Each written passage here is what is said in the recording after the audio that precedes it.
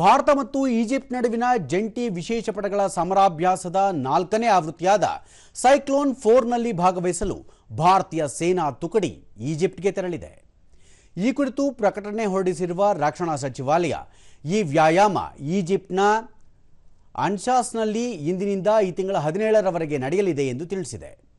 ವಿಶೇಷ ಪಡೆಗಳ ಘಟಕಗಳ 25 ಸಿಬ್ಬಂದಿಯನ್ನು ಒಳಗೊಂಡಿರುವ ಭಾರತೀಯ ತುಕಡಿ ಈಜಿಪ್ಟ್ನ ಸೈನಿಕರೊಂದಿಗೆ ನೈಜ ಕಾರ್ಯಾಚರಣೆಯ ವಾತಾವರಣದಲ್ಲಿ ತರಬೇತಿ ಪಡೆಯಲಿದೆ.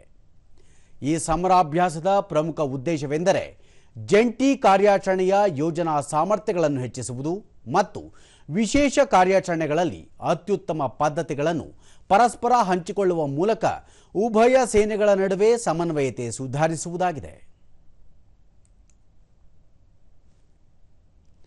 ಇದರ ಜೊತೆಗೆ ಈ ಸಮರಾಭ್ಯಾಸ ವೃತ್ತಿಪರ ಪರಿಣತಿಯನ್ನು ಪರಸ್ಪರ ವಿನಿಮಯ ಮಾಡಿಕೊಳ್ಳಲು, ಸೌಹಾರ್ದತೆಯನ್ನು ಬಲಪಡಿಸಲು ಮತ್ತು ಉಭಯ ದೇಶಗಳ ಮಿಲಿಟರಿ ಸಂಪ್ರದಾಯ ಬಲಪಡಿಸಲು ಒಂದು ಉತ್ತಮ ಅವಕಾಶವನ್ನು ಒದಗಿಸಲಿದೆ.